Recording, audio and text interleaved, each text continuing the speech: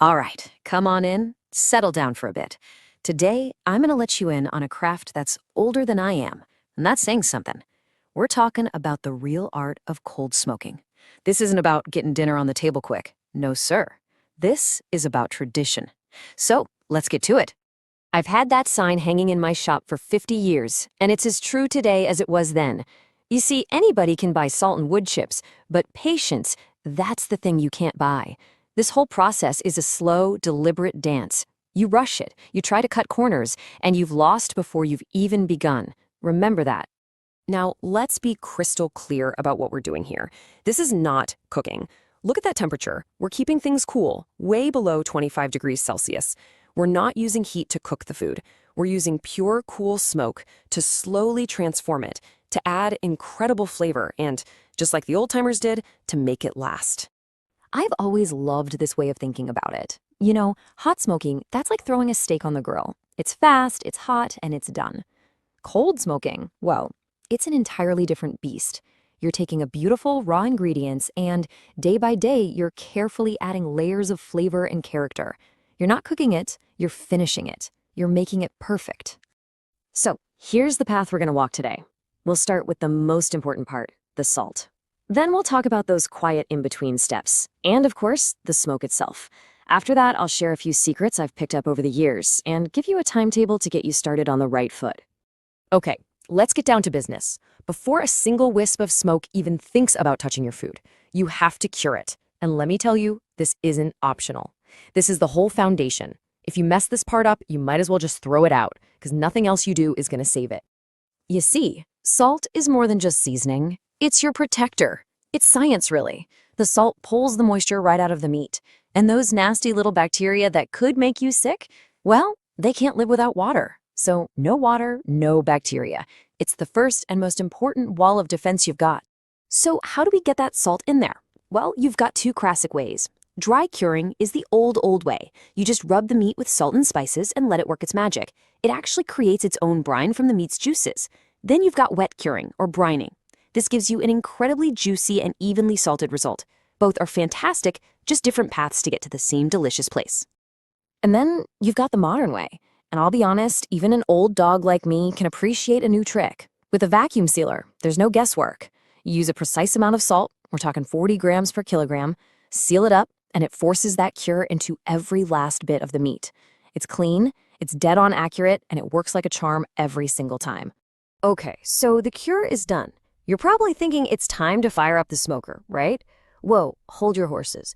This next part, this is the quiet part, and it's where most folks get impatient and ruin all their hard work. Don't you be one of them.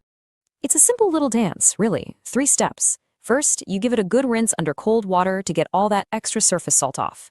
Next, you let it rest in a cool spot. This is what we call equalizing. It lets the salt inside the meat spread out nice and even. And finally, you let it air dry. Don't skip a single one.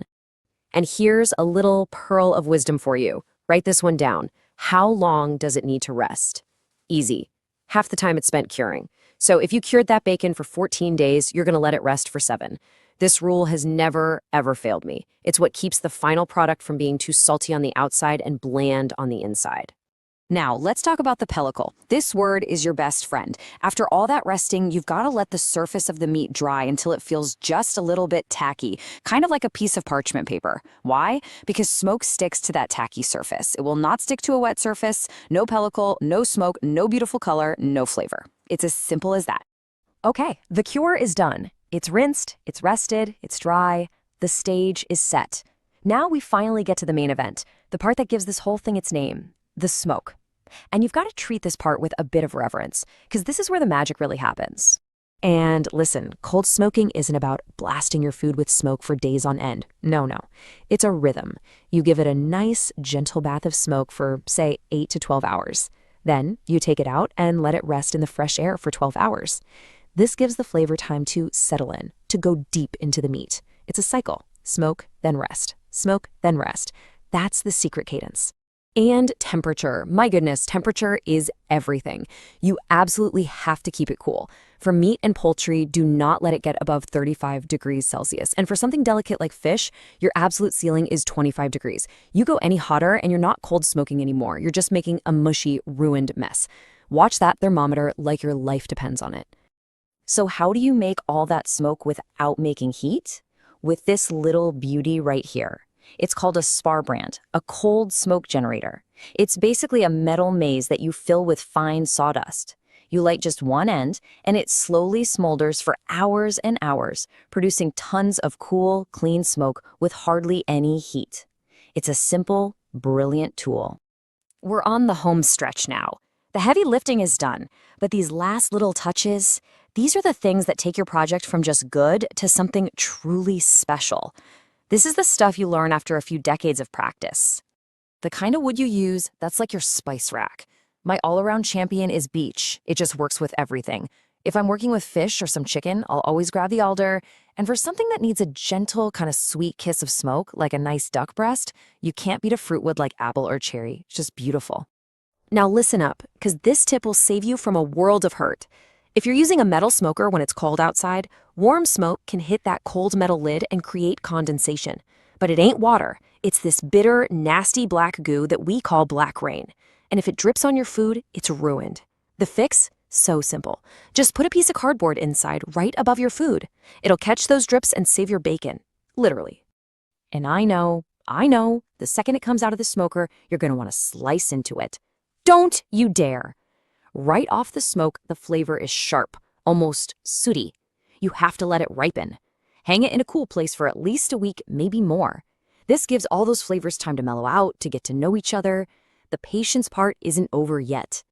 So, I know you're probably wondering, how long does all this take? Well, I'm going to give you my personal cheat sheets. Now look, these aren't gospel. Every piece of meat is a little different, but these are time-tested starting points that'll put you right where you need to be. When it comes to meats, you're in it for the long haul. A big ham, well, that's a real project. Could take 10 smoke cycles. A good slab of bacon is usually about 3 weeks in the salt, then 4 or 5 trips to the smoker. But see, a smaller, delicate duck breast, that's much quicker. Just a couple days to cure and 3 rounds of smoke.